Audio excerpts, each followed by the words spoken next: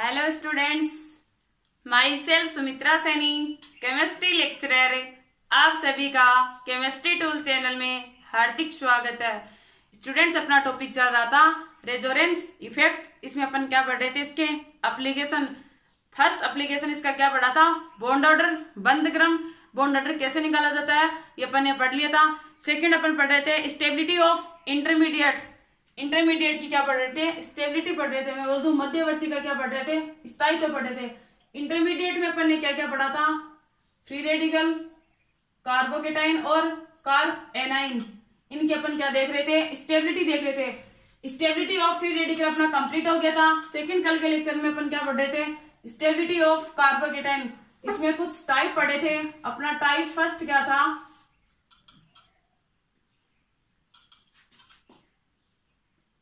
Type first था अपना resonance के आधार पे अपन ने क्या देखी थी, स्टेबिलिटी देखी थी। जितना ज्यादा रेजोनेंस होगा उस कार्बोकेटाइन का स्थायित्व उतना ही क्या होगा, ज्यादा होगा। ये अपन ने टाइप फर्स्ट में पढ़ा था। टाइप सेकंड क्या था अपना,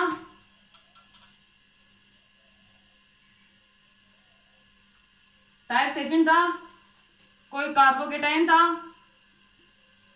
और डायरेक्ट किससे जुड़ा हुआ था, कोई हिट्रोएटम के रूप में मैंने क्या लिया था, कोई जेड लिया था। इसके ऊपर क्या था, लोन पेयर प्रेजेंट था। लोन पेयर कॉन्जुगेशन में था किसके साथ, पॉजिटिव चार्ज के साथ। लास्ट में अपना एग्जांपल क्या चल रहे थे, सब्स्टिट्यूटेड कार्बोकेटाइन की स्टेबिलिटी ज्यादा होती है किससे, बेंजाइलिक कार्बोकेटाइन से। आज इसमें अपन टाइप थर्ड पढ़ेंगे, बेंजाइलिक कार्बोकेटाइन। टाइप थर्ड अपना बेंजाइलिक कार्बोकेटाइन, बेंजाइलिक कार्बोकेटाइन। इसकी अपन क्या देखेंगे, स्टेबिलिटी देखेंगे। बेंजाइलिक कार्बोकेटाइन, बेंजाइलिक कार्बोकेटाइन होता क्या है,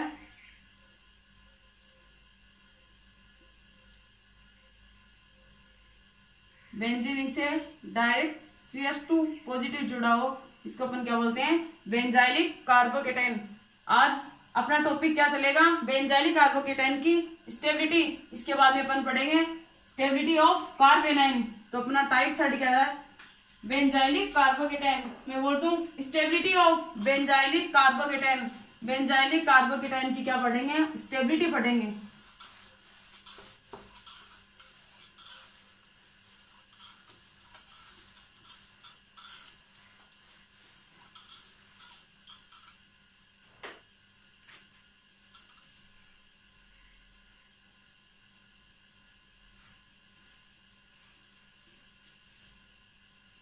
stability of benzylic carbocation, stability of benzylic carbocation.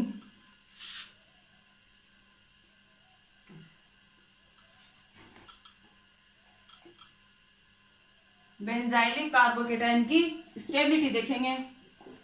देखते हैं बेंजाइलिक कार्बोकेटाइन की स्टेबिलिटी।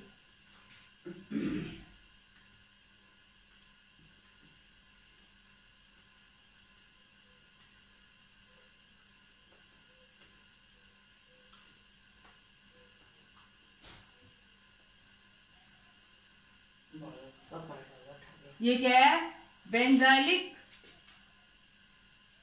कार्बोकेटाइन। ये क्या है, बेंजाइलिक कार्बोकेटाइन। इसके पास क्या है, कार्बोकेटाइन के पास क्या होती है, हमेशा इलेक्ट्रॉन्स की क्या होती है, कमी होती है। इसके पास क्या है, इलेक्ट्रॉन की कमी। ध्यान से समझना, इसके पास क्या है, इलेक्ट्रॉन की कमी है। ये अपना कार्बोकेटाइन में कितने नंबर का टाइप है, टाइप थर्ड। मैं बात करूं टाइप की तो टाइप है ये थर्ड नंबर का टाइप है। तो इसके पास क्या है, इलेक्ट्रॉन्स की कमी है। जो पॉजिटिव चार्ज होता है, कार्बोकेटाइन होता है, उसके पास क्या होती है, इलेक्ट्रॉन्स की कमी होती है। जिसके पास इलेक्ट्रॉन्स की कमी होती है वो क्या करेगा, इलेक्ट्रॉन लेगा। मैं यहाँ पे कोई ग्रुप ऐड करूं, G, यहाँ पे कोई ग्रुप ऐड किया है मैंने G। ये जो G ग्रुप ऐड किया है ये ऑर्थो मेटा पैरा तीनों पोजीशन पे हो सकता है। अब डिपेंड करेगा इस जी ग्रुप की नेचर कैसी है, डिपेंड करेगा किस पे, जी ग्रुप की नेचर पे, कि जी ग्रुप की नेचर कैसी है। जी ग्रुप की नेचर इलेक्ट्रॉन डोनेट वाली है या इलेक्ट्रॉन पुल वाली है। मैं जी ग्रुप्स की बात करूं कि यहाँ पे जी ग्रुप्स इलेक्ट्रॉन देने वाला होगा या इलेक्ट्रॉन लेने वाला होगा, तो या तो इलेक्ट्रॉन क्या होगा, डोनेट,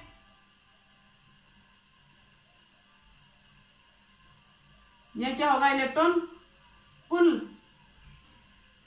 इलेक्ट्रॉन डोनेट या मैं बोल दूं इलेक्ट्रॉन पुल, या तो इलेक्ट्रॉन देने वाला होगा या इलेक्ट्रॉन लेने वाला होगा, या मैं बोल दूं इलेक्ट्रॉन खींचने वाला होगा। तो जो कार्बोकेटाइन है इसके पास क्या होती है, इलेक्ट्रॉन की क्या होती है, कमी होती है। जिसके पास इलेक्ट्रॉन्स की कमी होती है, मैं इसे बोल दूं कोई भिखारी है, ये भिखारी है, इसके पास क्या है, इलेक्ट्रॉन्स की क्या है, कमी है। भिखारी के पास मतलब भिखारी क्या है, भूखा है। भूखे इंसान को क्या देंगे अपन, भिखारी को जैसे हम मान लो अपन पैसे दे दें तो क्या हो जाता है, धनी हो जाता है। तो यहाँ पे कौन सा ग्रुप ऐड करूं, जिसके पास क्या हो, इलेक्ट्रॉन्स की क्या हो, अधिकता हो। यहाँ पे इलेक्ट्रॉन्स रिलीजिंग ग्रुप ऐड करूं जिसके पास क्या होती है, इलेक्ट्रॉन्स की क्या होती है, अधिकता होती है। जितने ज्यादा इलेक्ट्रॉन रिलीजिंग ग्रुप ऐड करूंगा मैं, जितने ज्यादा इलेक्ट्रॉन रिलीजिंग ग्रुप ऐड करूंगी, उस भिखारी के पास उतनी क्या हो जाएगी, धनी हो जाएगा वो। भिखारी को अपन क्या दे देंगे, इलेक्ट्रॉन दे देंगे। मान लो भिखारी को मैं पैसे दे रही हूँ, यहाँ पे इलेक्ट्रॉन रिलीजिंग को अपन पैसे मान लें, भिखारी को पैसे देंगे तो वो क्या हो जाएगा, धनी हो जाएगा। तो ऐसे यहाँ कार्बोकेटाइन के पास इलेक्ट्रॉन्स की कमी है, तो इसको इलेक्ट्रॉन डोनेट ग्रुप ऐड कर दूं, इलेक्ट्रॉन देने वाला ग्रुप। इलेक्ट्रॉन जितने ज्यादा इलेक्ट्रॉन देने वाले ग्रुप ऐड करेंगे, इस कार्बोकेटाइन की स्टेबिलिटी क्या होगी, उतनी ही ज्यादा होगी। स्टेबिलिटी उतनी ही क्या होगी, ज्यादा होगी। इलेक्ट्रॉन देने वाले ग्रुप ऐड करेंगे तो कार्बोकेटाइन की स्टेबिलिटी उतनी ही ज्यादा होगी। तो मैं यहाँ पे इलेक्ट्रॉन डोनेट वाले ग्रुप ऐड कर दूं। तो बात करते हैं इलेक्ट्रॉन डोनेट वाले ग्रुप की, जी ग्रुप्स की।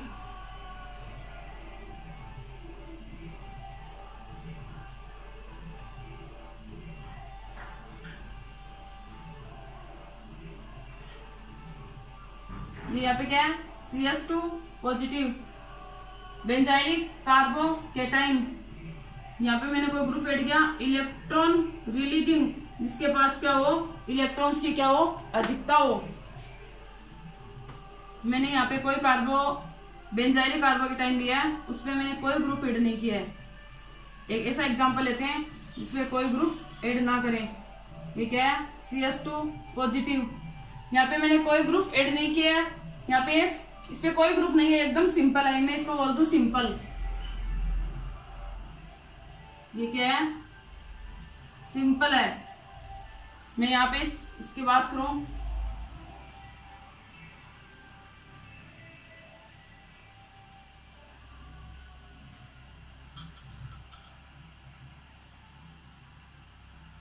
यहाँ पे कोई ग्रुप ऐड किया, CS2 पॉजिटिव है गया बेंजील कार्बोकेटाइन। यहाँ पे मैंने कोई इलेक्ट्रॉन विड्रॉइंग ग्रुप, जिसके पास क्या हो, इलेक्ट्रॉन्स की क्या हो, कमी हो। अब बात करते हैं कि यहाँ पे कौन सा ग्रुप ऐड करें जिसकी वजह से इसकी क्या हो जाए, स्टेबिलिटी ज्यादा हो जाए। तो इलेक्ट्रॉन रिलीजिंग ग्रुप्स के पास क्या होती है, इलेक्ट्रॉन्स की क्या होती है, अधिकता होती है। कार्बोकेटाइन के पास क्या है, इलेक्ट्रॉन्स की कमी है। इलेक्ट्रॉन्स की कमी होती है तो उसको कौन सा ग्रुप ऐड करें, इलेक्ट्रॉन देने वाला ग्रुप। तो इलेक्ट्रॉन रिलीजिंग ग्रुप के पास क्या होती है, इलेक्ट्रॉन्स की क्या होती है, अधिकता होती है। तो जिसके पास इलेक्ट्रॉन्स की अधिकता होगी वो इस कार्बोकेटाइन की स्टेबिलिटी को क्या कर देगा, इंक्रीज कर देगा।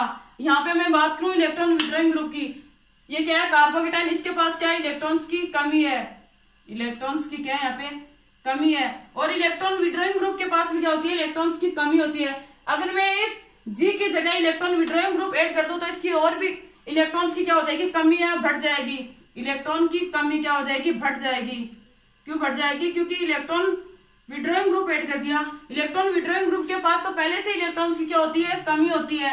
इलेक्ट्रॉन्स की कमी वाले ग्रुप ऐड कर देंगे तो इसकी स्टेबिलिटी और भी कम हो जाएगी। मैं ऐसे बोल दूं सेकंड स्टेटमेंट कि यहाँ पे इलेक्ट्रॉन्स की कमी और भी ज्यादा बढ़ जाएगी।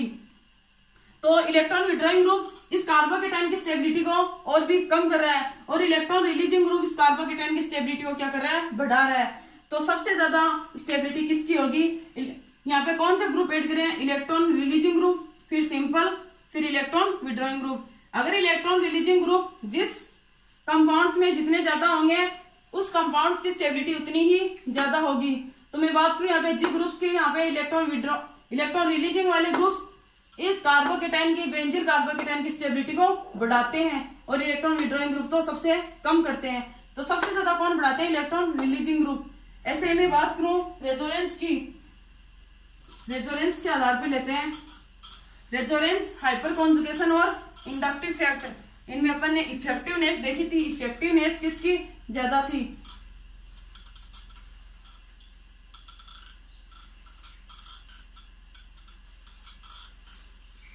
इफेक्टिवनेस रेजोनेंस की सबसे ज्यादा थी, फिर सेकंड थी हाइपर कॉन्जुगेशन की, थर्ड थी इंडक्टिव इफेक्ट की।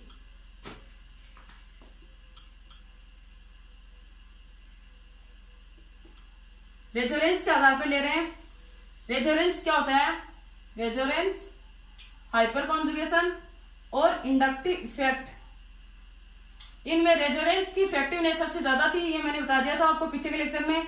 फिर हाइपर कॉन्जुगेशन की, फिर इंडक्टिव इफेक्ट की। इफेक्टिवनेस रेजोनेंस की सबसे ज्यादा होती है। तो रेजोनेंस भी कितने टाइप का होता है? रेजोनेंस भी 2 टाइप्स का होता है, प्लस आर रेजोनेंस, सेकंड क्या था? Minus R resonance. ऐसे में हाइपर कॉन्जुगेशन की बात करूं, हाइपर कॉन्जुगेशन भी क्या होता है? 2 टाइप्स का होता है,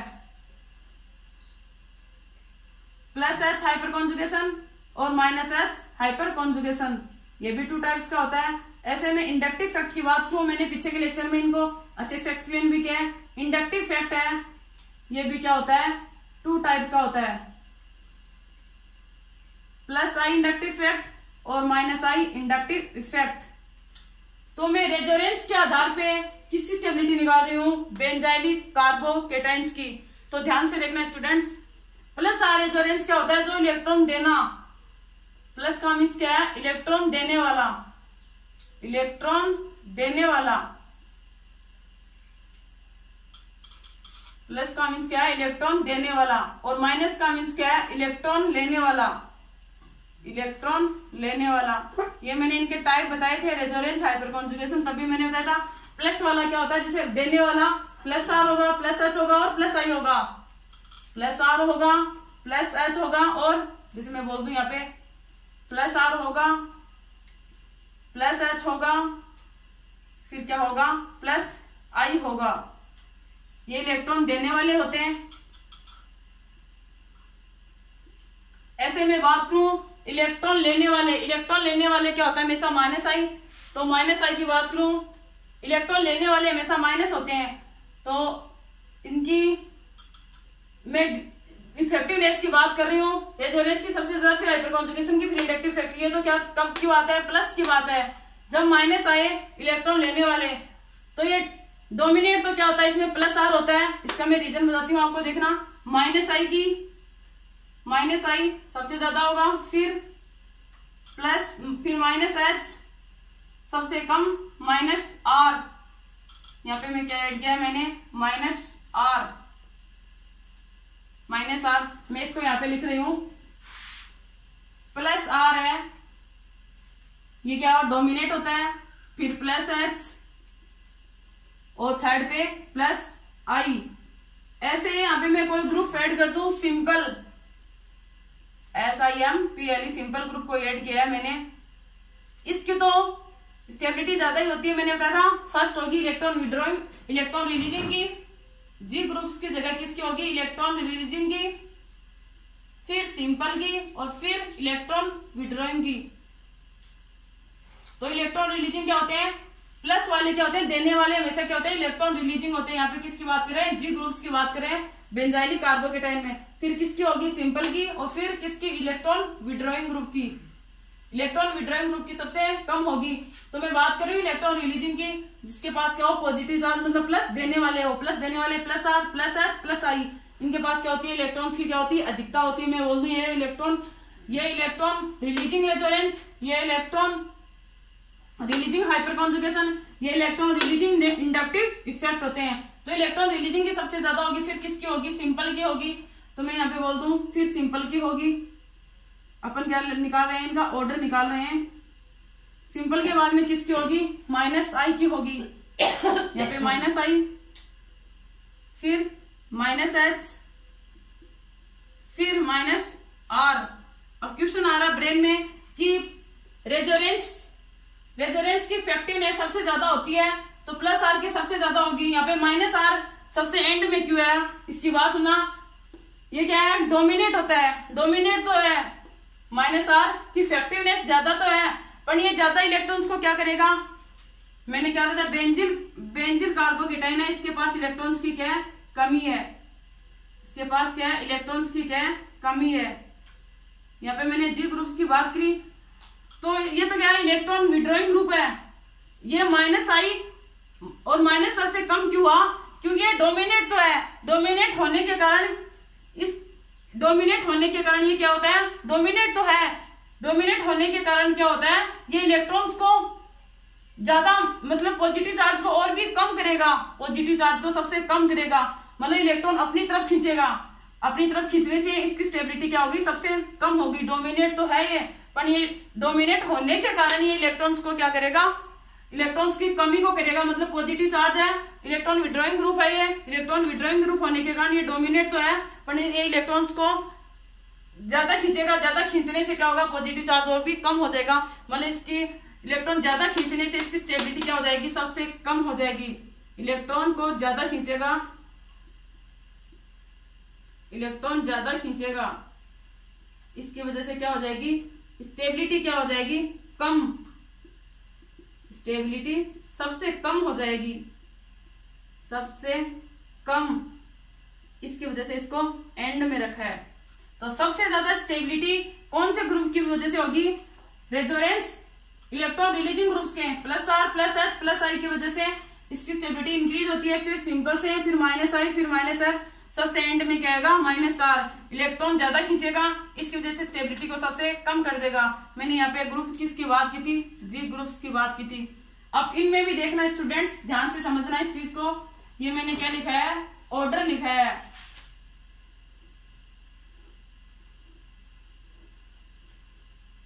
ये मैंने क्या लिखा है, आपको ऑर्डर लिखाया है। ये मैंने आपको ऑर्डर बताया, किसका ऑर्डर, बेंजाइलिक कार्बोकेटाइन का क्या बताया, स्टेबिलिटी का ऑर्डर, स्टेबिलिटी ऑर्डर बताया मैंने। इसको ध्यान से समझना, बहुत ही काम की बात है, very very most important order है। इस ऑर्डर को ध्यान में रखेंगे तो अपना बेंजाइलिक कार्बोकेटाइन के एग्जाम्पल अपने को अच्छे से समझ में आ जाएंगे।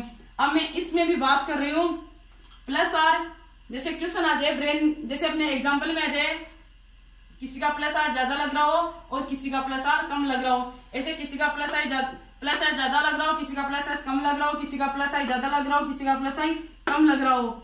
ये अपन ने देखा था इंडक्टिव इफेक्ट में डिस्टेंस फैक्टर है, उसमें डिस्टेंस ज्यादा होती है, डिस्टेंस ज्यादा होती है तो उसमें इंडक्टिव इफेक्ट कम होता है। तो ऐसे आ जाए अपने कोई कम एग्जांपल आ जाए, उसमें किसी में प्लस आई कम लग रहा हो, किसी में प्लस आई ज्यादा लग रहा हो, तो अपना ऑर्डर क्या देखेंगे, तो उस हिसाब से ऑर्डर बता रही हूँ मैं क्या होगा, यहीं पे बता देती हूँ। ये अपना क्या था, स्टेबिलिटी का ऑर्डर था, इसको तो मैं यहाँ लिख रही हूँ स्टेबिलिटी ऑर्डर,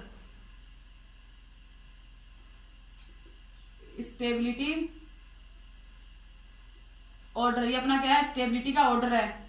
जैसे प्लस आर आ जाए तो जिसका प्लस आर सबसे ज्यादा होगा, जिसका प्लस आर ज्यादा होगा उसकी स्टेबिलिटी क्या होगी, सबसे ज्यादा होगी। जिसका प्लस आर कम उसकी स्टेबिलिटी कम। ये मैंने प्लस आर जिसका ज्यादा होगा मतलब बड़ा प्लस आर होगा उसकी स्टेबिलिटी सबसे ज्यादा होगी, किसे, छोटे प्लस आर से। इसको ऐसे समझ लेना, फिर और छोटा होता जाएगा। ये ध्यान से देखना, नॉर्मल लैंग्वेज में बता रही हूँ। जिसका प्लस एच सबसे ज्यादा हो उसकी स्टेबिलिटी सबसे ज्यादा होगी। अब मैं किसकी बात कर रही हूं, प्लस आई की। जिसका जो बड़ा प्लस आई होगा उसकी स्टेबिलिटी ज्यादा होगी, किससे, छोटे प्लस आई से। फिर अपना आएगा सिंपल, फिर अपना क्या आएगा, सिंपल। ऐसे में इनमें बात कर रही हूं, इसको आपने नोट कर लिया होगा। इलेक्ट्रॉन ज्यादा खींचेगा तो स्टेबिलिटी को क्या करेगा, कम करेगा। ये चीज ही वेरी वेरी मोस्ट इंपोर्टेंट है, ध्यान से समझना। जिसका माइनस आई क्या होगा, छोटा होगा। ये यहाँ पे प्लस आई बड़ा था, प्लस एच बड़ा था, प्लस आई बड़ा था। यहाँ पे क्या हो रहा है, ध्यान से देखना, जिसका माइनस आई छोटा होगा उसकी स्टेबिलिटी ज्यादा होगी। माइनस आई छोटा होगा तो उसकी स्टेबिलिटी ज्यादा होगी। किससे, बड़े माइनस आई से। ये यहाँ पे अपोजिट हो रहा है, ध्यान से देखना, क्योंकि चिन्ह यहाँ पे प्लस का है, यहाँ पे क्या है, माइनस का है। इसका रीजन बताऊंगी मैं क्यों हो रहा है ऐसा। ऐसे ही मैं बात करूं माइनस आई एच की, जिसका माइनस एच क्या हो, जितना ज्यादा छोटा होगा, माइनस एच क्या होगा, जितना ज्यादा छोटा होगा उसकी स्टेबिलिटी उतनी ही ज्यादा होगी। किससे, बड़े माइनस एच से। इनमें बहुत डिफरेंस है। यहाँ पे तो जिसका प्लस आर बड़ा होगा इसकी स्टेबिलिटी ज्यादा। यहाँ पे स्टार्टिंग में क्या होना चाहिए, माइनस आई छोटा होना चाहिए, इसमें माइनस एच भी क्या होना चाहिए, छोटा होना चाहिए। ऐसे ही मैं इसकी बात करूं, जिसका प्लस माइनस आर सबसे छोटा होगा उसकी स्टेबिलिटी ज्यादा होगी। किससे, बड़े माइनस आर से। माइनस आर छोटा, उसकी स्टेबिलिटी ज्यादा होगी। किससे, बड़े माइनस आर से। यहाँ पे बड़ा माइनस आर, इनमें डिफरेंस देख लिया होगा। मतलब प्लस की संख्या, प्लस वाले तो क्या होंगे, बड़े होंगे तो उसकी स्टेबिलिटी ज्यादा होगी छोटे प्लस आर से। और माइनस आई में माइनस आई वाले जितने छोटे होंगे, minus I minus H minus R जितने ज्यादा छोटे होंगे उनकी स्टेबिलिटी उतनी ज्यादा होगी बड़े माइनस आई से। इसका मीन्स समझ गए होंगे आप मैं क्या कहना चाह रही हूं आपको। तो ये भी क्या अपना स्टेबिलिटी का ऑर्डर है, इसको नोट कर लो आप अलग से। ये भी क्या अपना, ये दोनों के अपने स्टेबिलिटी के ऑर्डर हैं। यही अपने काम की चीज है। इस ऑर्डर पे अपने क्या चलेंगे, क्वेश्चन चलेंगे अभी, और एग्जाम में इसी ऑर्डर पे क्वेश्चन पूछे जाते हैं। ये मैंने इसमें बताया था प्लस आर की ज्यादा होती है प्लस एच की माइनस प्लस आई से, प्लस आर की सबसे ज्यादा, फिर प्लस एच की, फिर प्लस आई की। प्लस आर में भी किसकी ज्यादा होगी, बड़े प्लस आर की होगी या छोटे प्लस आर की, तो बड़े प्लस आर की होगी। ऐसे बड़े प्लस एच की होगी, बड़े प्लस आई की होगी। इनमें बात करूं माइनस आई माइनस एच और माइनस आर में छोटे माइनस आई की ज्यादा होगी या बड़े माइनस आई की ज्यादा होगी, तो यहाँ पे छोटे माइनस आई की ज्यादा होगी बड़े माइनस आई की। ऐसे ही अपने कम एग्जाम्पल लेंगे, उसमें लगेंगे, जैसे किसी में लग रहा है, जैसे मैंने कोई एग्जाम्पल लिया, मैं एग्जाम्पल को लेके समझा रही हूँ आपको, तब आपको अच्छे से समझ में आएगा, इससे समझ में नहीं आएगा।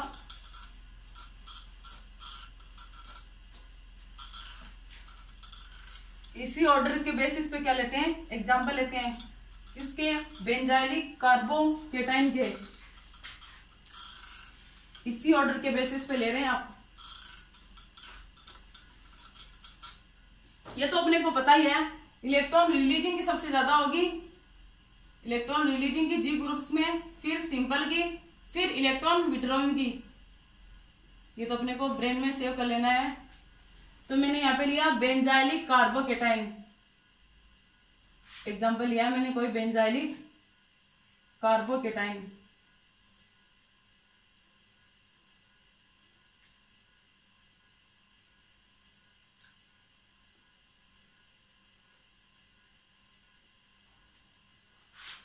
क्या अपना बेंजाइलिक कार्बोकेटाइन। फर्स्ट मैंने सिंपल ले लिया है CS2 पॉजिटिव चार्ज,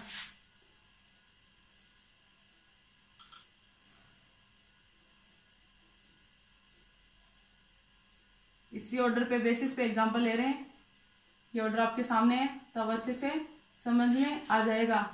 ये मैंने लिया यहाँ पे CS2 पॉजिटिव, इसकी ऑर्थो पोजीशन पे मैंने क्या लगा दिया, CS3 ग्रुप। ऐसे ही मैं इसकी मेटा पोजीशन पे भी क्या लगा दूं, CS3 ग्रुप।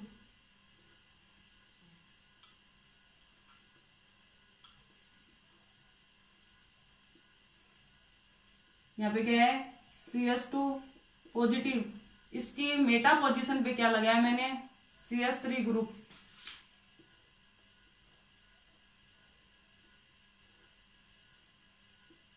ऐसे ही इसकी पैरा पोजीशन पे क्या लगाया, CS3 ग्रुप।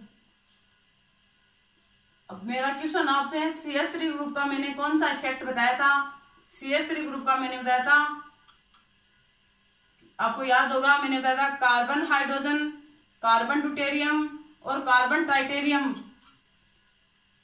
इनका मैंने ऑर्डर बताया था कहाँ पे, हाइपर कॉन्जुगेशन में। इसमें बंद सामर्थ्य जिसका जितना ज्यादा होगा उसमें हाइपर कॉन्जुगेशन उतना ही क्या होगा, कम होगा। तो बंद सामर्थ्य कार्बन हाइड्रोजन का सबसे कम होता है, इसलिए इसमें हाइपर कॉन्जुगेशन है वो इजीली इन्वॉल्व हो जाता है। मैंने एक ये स्टेटमेंट ये भी बोला था, हाइपर कॉन्जुगेशन है वो डोमिनेट होता है किस पे, इंडक्टिव इफेक्ट पे। ये बात मैंने पीछे की क्लासों में आपको अच्छे से समझाई हुई है। तो CH3 का क्या लगता है, कौन सा इफेक्ट लगता है CH3 का, CH3 ग्रुप्स का +H लगता है। CH3 ग्रुप क्या है, इलेक्ट्रॉन रिलीजिंग ग्रुप है, तो इलेक्ट्रॉन रिलीजिंग का हमेशा क्या लगेगा, +H ग्रुप्स इसका +H क्या लगता है, इफेक्ट लगता है। +H का मतलब इलेक्ट्रॉन रिलीजिंग हाइपर कॉन्जुगेशन। एक लगता है CH3 का +H भी लगता है, और CH3 इलेक्ट्रॉन रिलीजिंग है तो इसका क्या लगता है, +I भी लगता है। डोमिनेट फैक्टर क्या है, हाइपर कॉन्जुगेशन है वो डोमिनेट है किस पे, इंडक्टिव इफेक्ट पे। ये मैंने आपको पीछे की क्लास में अच्छे से समझाया हुआ है आपको।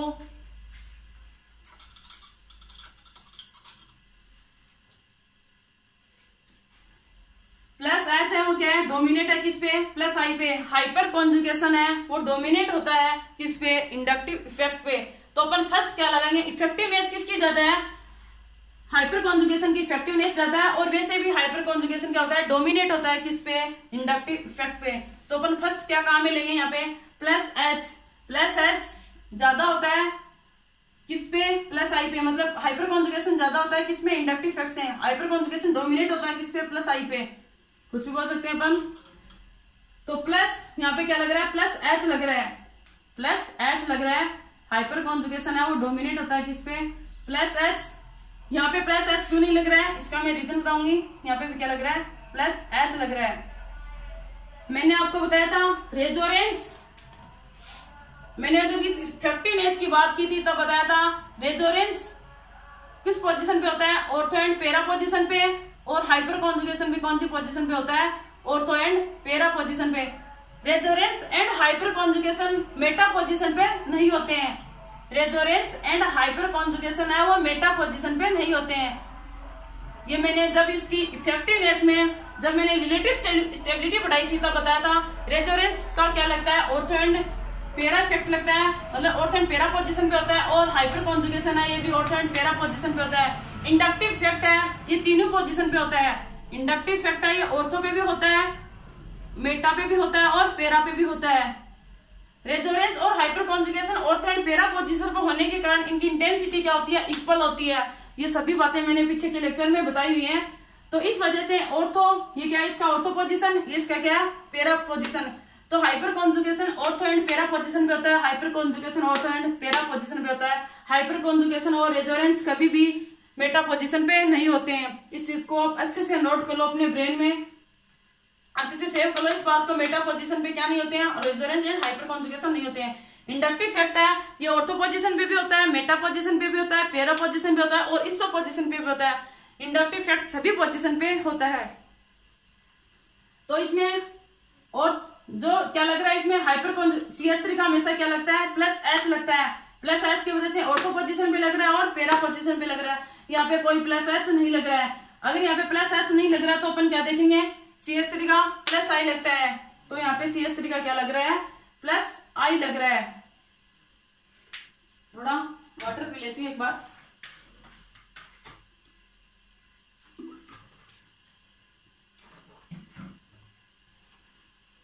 यहाँ पे क्या लग रहा है, Meta position, inductive sorry hyper conjugation है ये मेटा पोजीशन पे नहीं लगता है। अगर हाइपर कॉन्जुगेशन नहीं लग रहा है तो CH3 का क्या लगता है, एक तो +H लगता है, एक +I लगता है। डोमिनेट फैक्टर है +H, तो अपन ने फर्स्ट +H लगाया है। अब देखते हैं इसकी मेटा पोजीशन पे, हाइपर कॉन्जुगेशन मेटा पोजीशन पे नहीं होता है, ऑर्थो एंड पैरा पोजीशन पे होता है। इंडक्टिव इफेक्ट भी लग रहा है CH3 का, इंडक्टिव इफेक्ट है वो सभी पोजीशन पे होता है, ऑर्थो, मेटा एंड पैरा। तो यहाँ पे क्या लग रहा है, इसका +I लग रहा है। यहाँ पे +I किसका कम लग रहा है, किसका ज्यादा लग रहा है, ये बात अपन बाद में करेंगे।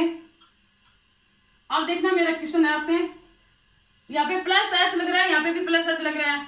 दोनों में क्या लग रहा है, +H सेम लग रहा है। इसकी इंटेंसिटी क्या है, इक्वल है किसकी, ऑर्थो एंड पैरा पोजीशन की। ये मैंने बताया था इसकी इफेक्टिवनेस में, रिलेटिव स्टेबिलिटी में।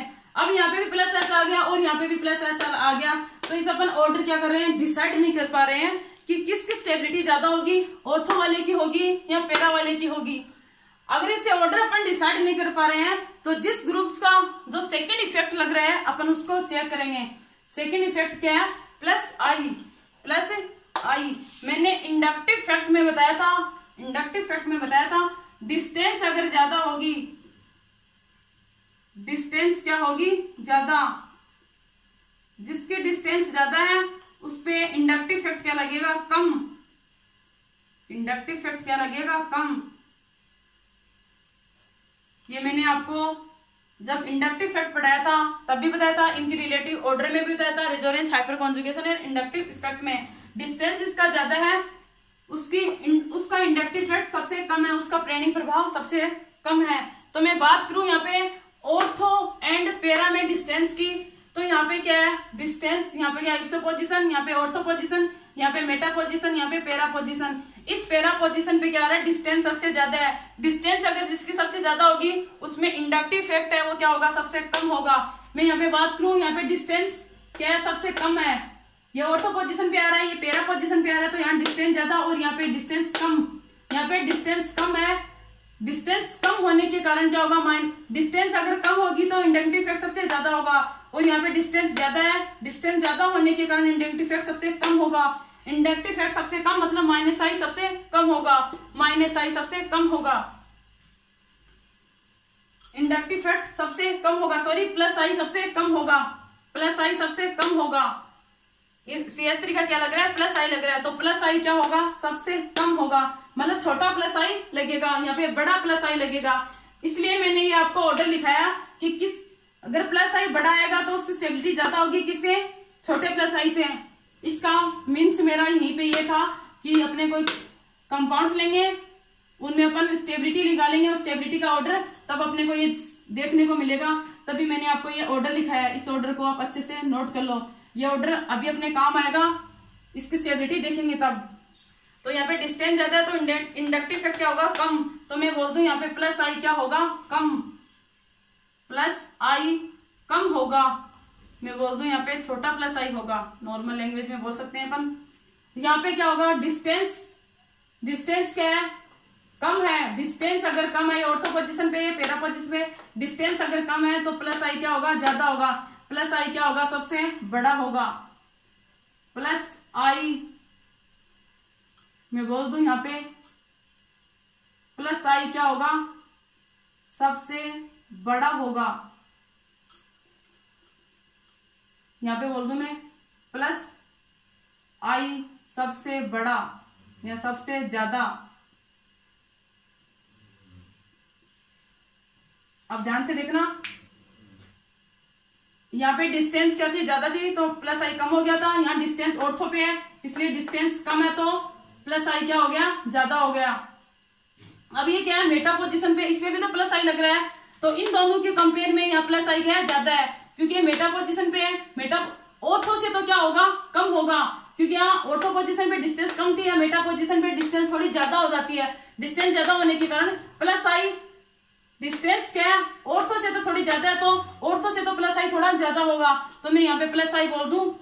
ऑर्थो से तो थोड़ा ज्यादा होगा, पैरा से थोड़ा कम होगा, सॉरी ऑर्थो से तो थोड़ा कम होगा और पैरा से थोड़ा ज्यादा होगा, ऑर्थो से तो कम होगा। यहाँ पे तो सबसे कम होगा, फिर इससे कम, इससे थोड़ा ज्यादा ये होगा, फिर सबसे ज्यादा ये होगा। मैं इधर से बोलूं तो सबसे ज्यादा इसमें होगा, फिर थोड़ा कम होगा इसमें, सबसे कम इसमें होगा। प्लस आई सबसे बड़ा होगा, फिर थोड़ा कम, सबसे कम इसमें। तो जैसे अपन ऑर्डर लिखे प्लस आई का, तो प्लस आई मैंने यहाँ लिखा है, प्लस आई सबसे बड़ा है, सबसे बड़ा किसमें, इसमें, फिर इसमें, मतलब थोड़ा कम हो गया, सबसे कम किसमें, सबसे कम किस, ऑर्डर भी सबसे कम ही आएगा। प्लस आई सबसे बड़ा होगा, उसकी स्टेबिलिटी सबसे ज्यादा होगी, फिर इससे ज्यादा की सबसे कम, इसकी प्लस आई सबसे कम है, क्योंकि डिस्टेंस सबसे ज्यादा है, डिस्टेंस ज्यादा होने के कारण प्लस आई सबसे कम है। ऐसे अपन स्टेबिलिटी का क्या निकालते हैं, ऑर्डर निकालते हैं। अब स्टूडेंट्स एक बात ध्यान में रखना, ये तो मैंने बताया नॉर्मल कि ऐसे ऑर्डर निकालते हैं अपन। डोमिनेट फैक्टर क्या होता है, प्लस एच डोमिनेट होता है, प्लस एच क्या होता है, डोमिनेट होता है। अपन फर्स्ट अपने क्या लगाया, प्लस एच लगाया, तो अपन ऑर्डर प्लस एच से निकालेंगे। यहाँ तो अपन डिसाइड नहीं कर पा रहे थे कि प्लस एच ज्यादा किस में है जिसे अपन ऑर्डर लिख सकें, तो इसे प्लस आई से तो अपने ऑर्डर को डिसाइड किया है। फर्स्ट कौन सा लग रहा है इफेक्ट, इसमें प्लस एच लग रहा है, तो ऑर्डर भी प्लस एच से ही निकालेंगे। इस चीज को आप ब्रेन में सेव कर लो, प्लस एच से ही क्या निकालेंगे, ऑर्डर निकालेंगे। तो मैं ऑर्थो एंड पैरा में बात करूं, प्लस एच सबसे ज्यादा हो रहा है, यहाँ पे कोई रेजोनेंस नहीं लग रहा, तो सेकंड अपन क्या देखेंगे, प्लस एच। प्लस एच सबसे ज्यादा किसमें है, इसमें है या इसमें है। इसे अपन ऑर्डर डिसाइड नहीं कर पा रहे थे, तब लगाया था अपन ने प्लस आई। अपन ऑर्डर को निकालेंगे किससे, प्लस एच से ही निकालेंगे। नहीं कि आप प्लस आई पे आ जाओ, डायरेक्ट प्लस आई पे, यहाँ पे प्लस आई पे आ जाओ, एच को छोड़ के आप यहाँ पे प्लस आई से डायरेक्ट ऑर्डर निकाल दो, ये ऑर्डर अपना गलत हो जाएगा।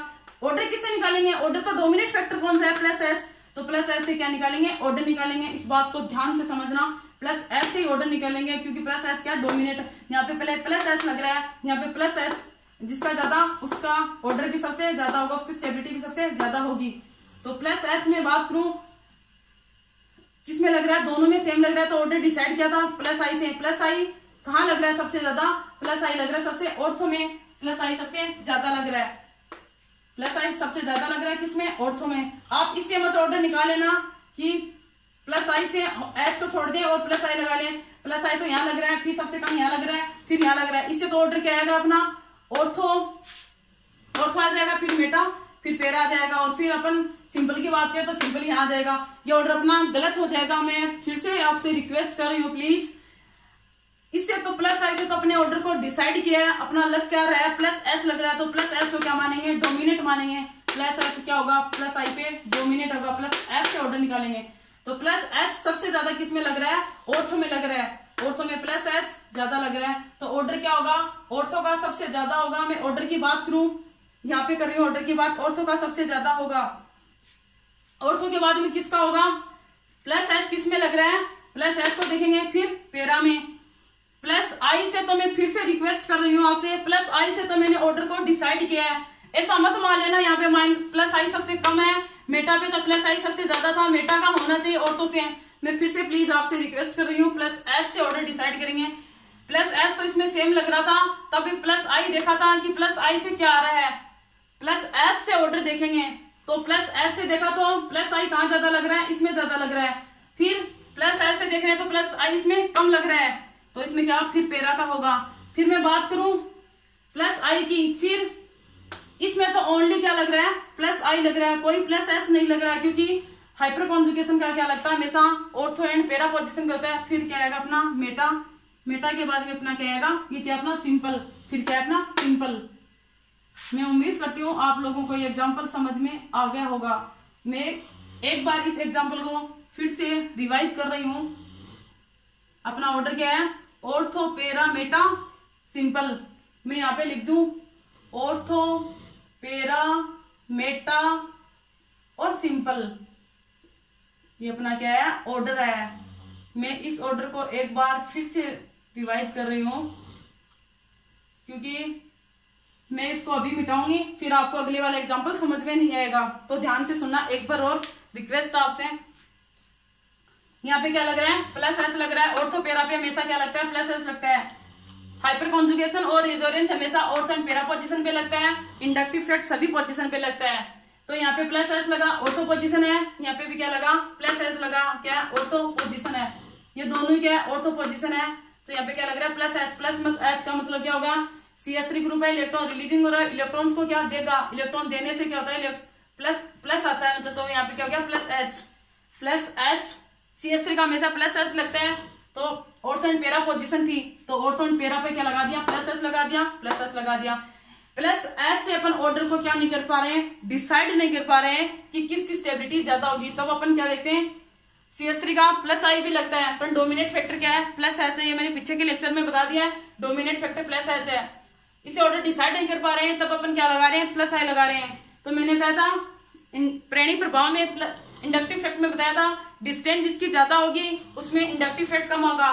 तो यहाँ पे पैरा पोजीशन में डिस्टेंस क्या है, पैरा पोजीशन की डिस्टेंस सबसे ज्यादा है, ऑर्थो की डिस्टेंस कम है। ऑर्थो की डिस्टेंस अगर कम है तो प्रेरणी प्रभाव क्या हुआ, ज्यादा हुआ, तो प्लस आई ज्यादा हुआ। कंपेयर पैरा से कर रहे हैं अपन कंपेयर, क्योंकि इसमें क्या लग रहा है, हाइपर कॉन्जुगेशन लग रहा है। यहाँ पे डिस्टेंस ज्यादा है, डिस्टेंस ज्यादा होने के कारण क्या हो गया, प्लस आई कम हो गया। तो अपन इसमें प्लस एच लग रहा है, तो अपन प्लस एच ऑलरेडी सेट कर रहे हैं। तो किसका प्लस आई मतलब प्लस एच ज्यादा लग रहा है यहाँ पे, ऑर्थो का, फिर पैरा का, या अपने प्लस एच की बात होगी। फिर अपन करेंगे प्लस आई की बात, पहले प्लस एच की है फिर प्लस आई कहाँ लग रहा है, ortho para and Meta position पे लग रहा है। ऑर्थो पैरा की तो अपनी बात होगी क्योंकि यहाँ पे प्लस एच लग रहा था, यहाँ पे कोई प्लस एच नहीं लग रहा है। मैं फिर से बोल रही हूँ, हाइपर कॉन्जुगेशन मेटा पोजीशन पे नहीं होता है, ना रेजोनेंस होता है, ओनली इंडक्टिव इफेक्ट होता है, इसलिए यहाँ पे इंडक्टिव इफेक्ट लग रहा है। फिर आएगा अपना इंडक्टिव मेटा पोजीशन, फिर अपना आएगा सिंपल प्लस आई, पहले देखेंगे फिर क्या है सिंपल, तो फिर सिंपल। ऐसे में बात करूं अपना कोई सेकंड एग्जांपल ऐसा आ जाए जिसमें माइनस आई क्या लग रहा हो, ज्यादा लग रहा हो, माइनस आई ज्यादा लग रहा हो, किसी में माइनस आई कम लग रहा हो। जिसमें माइनस आई कम लगेगा उसकी स्टेबिलिटी ज्यादा होगी किससे, बड़े माइनस आई से। इसी के बेसिस पे भी एक एग्जांपल ले लेते हैं जिसे आपको समझ में आ जाएगा। मैं उम्मीद करती हूँ आप लोगों को एग्जांपल समझ में आ गया होगा, इतनी हार्ड चीज नहीं है। सभी जो चीजें हैं इसको मैंने आपको क्लियर करके बता दिया है। इन चीजों को याद रखना, रेजोनेंस और hyper conjugation ortho and para position पे होता है। ऐसे में सेकंड एग्जांपल की बात करूं, ऐसे में किसकी सेकंड एग्जांपल की बात कर रही हूं,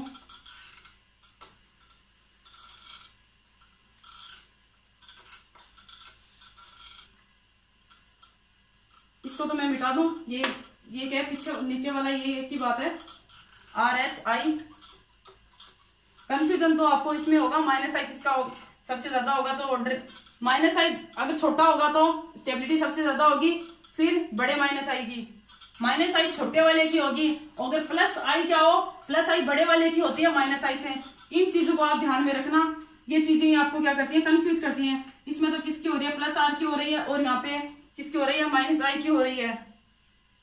यहाँ पे तो प्लस वाली संख्या बड़ी होगी उसकी स्टेबिलिटी ज्यादा होगी, और माइनस वाली संख्या जितनी छोटी होगी उसकी स्टेबिलिटी उतनी ही ज्यादा होगी। ऐसे आप नॉर्मल लैंग्वेज में याद कर सकते हो, अपने जैसे ब्रेन में से ऐसे याद कर सकते हैं अपन नॉर्मल, तो अपने को ऐसे इजीली याद रह पाएगा। जैसे मैं बात करूं,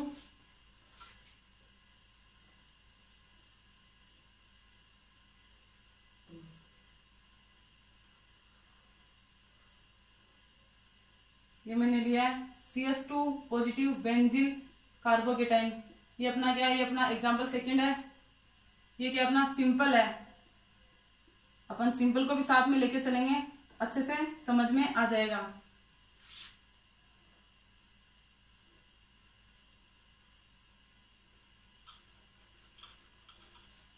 ऐसा एग्जांपल है जिसमें सारे रेजोनेंस हाइपर कॉन्जुगेशन प्लस वाले माइनस वाले सभी लग जाएं, तो अपने कंसेप्ट भी क्या हो जाए, क्लियर हो जाएंगे। ये क्या है, CS2 पॉजिटिव, इस पे मैंने क्या कोई ग्रुप ऐड किया, CCl3।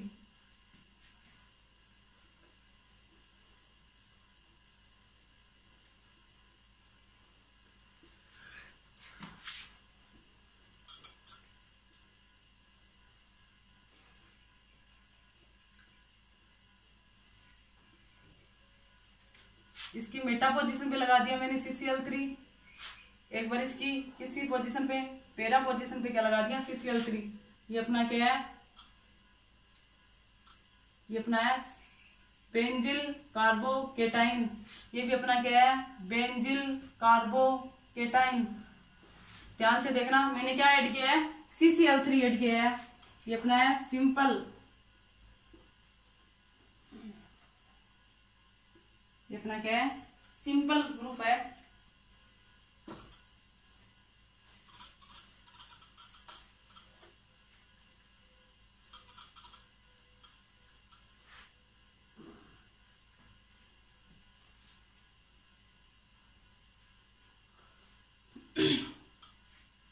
ध्यान से देखना इसको, ये क्या है सिंपल, ये क्या है इसकी ऑर्थो पोजीशन, ये इसकी मेटा पोजीशन, ये इसकी पैरा पोजीशन।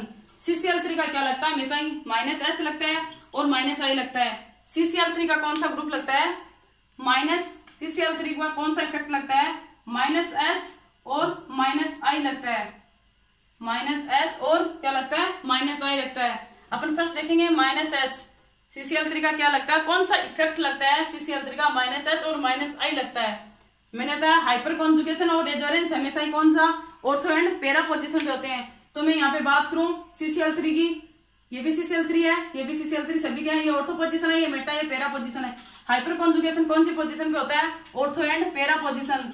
मेटा पोजीशन पे न तो रेजोनेंस होता है और ना हाइपर कॉन्जुगेशन, ये दोनों क्या होते हैं, ऑर्थो एंड पैरा पोजीशन पे होते हैं। ये भी ऑर्थो पोजीशन पे, मैं बोल दूं यहाँ पे -S लग रहा है, यहाँ पे भी क्या लग रहा है, -H लग रहा है। अब -H से अपन क्या डिसाइड नहीं कर पा रहे हैं, -H से अपन डिसाइड नहीं कर पा रहे हैं, दोनों में -F सेम लग रहा है। -H से डिसाइड नहीं कर पाएंगे तो अपन क्या देखेंगे, -I देखेंगे।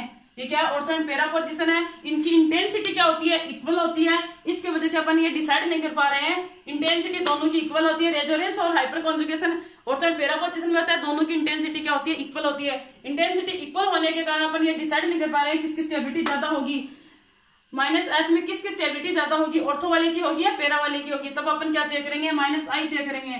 फर्स्ट अपन हाइपर कॉन्जुगेशन चेक किया, मैं बोल दूं electron withdrawing hyper conjugation, electron withdrawing inductive effect. तो सेकंड अपन इलेक्ट्रॉन विड्रॉइंग इंडक्टिव इफेक्ट को क्या करेंगे, चेक करेंगे। तो मैं बोल दूं यहाँ पे भी -I लग रहा है, -I लग रहा है, और यहाँ पे भी क्या लग रहा है, -I लग रहा है। किस में कम लग रहा है, किस में ज्यादा लग रहा है, अपना इसकी बात करते हैं। इंडक्टिव इफेक्ट में मैंने क्या बताया था, डिस्टेंस जिसकी ज्यादा, डिस्टेंस ज्यादा, इंडक्टिव इफेक्ट कम। इस बात को सेव कर लो, डिस्टेंस ज्यादा, मैं यहाँ पे लिख रही हूं, ये मैंने पीछे भी बताया था अभी जस्ट एग्जांपल में। डिस्टेंस ज्यादा तो इंडक्टिव इफेक्ट क्या, कम। इंडक्टिव इफेक्ट क्या होगा, कम। डिस्टेंस जिसकी ज्यादा होगी उसमें इंडक्टिव इफेक्ट क्या होगा, सबसे कम होगा। तो मैं बात करूं यहाँ पे इंडक्टिव इफेक्ट की, यहाँ पे डिस्टेंस क्या है, डिस्टेंस क्या है, ज्यादा है। Ortho Meta para, ortho position, ये ऑर्थो पोजीशन, यहाँ डिस्टेंस सबसे कम है, तो इसमें -I क्या होगा, सबसे ज्यादा होगा। यहाँ डिस्टेंस क्या है, ऑर्थो से क्या है, थोड़ी ज्यादा है, तो इसकी कंपेरिजन में थोड़ा कम होगा। इसमें पैरा पोजीशन में डिस्टेंस सबसे ज्यादा, तो -I सबसे कम होगा। तो मैं बोल दूं यहाँ पे -I क्या होगा, सबसे कम होगा। -I सबसे कम, -I सबसे छोटा होगा। सबसे ज्यादा -I किस में होगा, ऑर्थो पोजीशन में होगा, क्योंकि डिस्टेंस सबसे कम है। डिस्टेंस जिसकी कम, -I सबसे ज्यादा, अपोजिट होते हैं एक दूसरे के। डिस्टेंस ज्यादा तो इंडक्टिव इफेक्ट कम। तो यहाँ पे क्या हो रही है, डिस्टेंस सबसे कम तो इंडक्टिव इफेक्ट सबसे ज्यादा, -I सबसे ज्यादा लग रहा है। और इसकी बात करें मेटा पोजीशन, मेटा पोजीशन पे क्या होता है, हाइपर कॉन्जुगेशन तो लगता नहीं है, क्योंकि मेटा पोजीशन पे हाइपर कॉन्जुगेशन होता ही नहीं है। अब बात करते हैं मेटा पोजीशन पे क्या लगेगा, -I लगेगा। -I इनसे तो थोड़ा कम लगेगा, क्योंकि ये इसकी डिस्टेंस ऑर्थो से थोड़ी ज्यादा है, तो इससे थोड़ा, इससे तो ज्यादा और इससे कम, तो मीडियम का हो गया, ऐसे बोल दूं मैं। सबसे कम किस में लग रहा है, पैरा में लग रहा है, फिर मेटा में, फिर ऑर्थो पे सबसे ज्यादा लग रहा है, ऑर्थो पे सबसे ज्यादा, पैरा पे सबसे कम।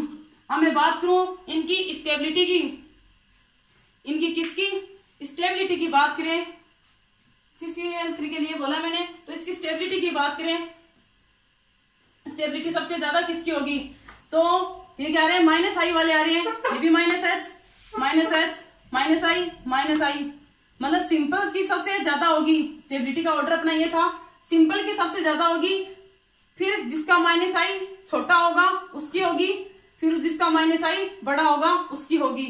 तो सबसे ज्यादा तो किसकी होगी, सिंपल की होगी, फिर माइनस वालों की सबसे कम होती है। मतलब ये क्या है, इलेक्ट्रॉन विड्रॉइंग ग्रुप है, इलेक्ट्रॉन विड्रॉइंग से ज्यादा किसकी होगी, सिंपल की होगी। ये अपना ऑर्डर लिखा हुआ है सामने, ध्यान से इसको ध्यान में रखो। तो सिंपल की तो क्या होगी, सबसे ज्यादा होगी। उसके बाद में किसकी होगी, -I की, जिसका -I सबसे छोटा हो। अब एक स्टेटमेंट बोल रही हूँ, उसको भी ध्यान से सुनना। अब अपने ब्रेन में क्वेश्चन आएगा, -I तो सबसे कम इसका है, तो अपन ऑर्डर क्या लिख देंगे, पैरा की होगी, फिर मेटा की होगी और फिर ऑर्थो की होगी। ये ऑर्डर अपना रॉन्ग हो जाएगा। मैंने ये भी बोला, ध्यान, इसमें फर्स्ट अपने क्या लगाया, H लगाया। तो H किस में लगता है, ऑर्थो एंड पैरा पोजीशन पे।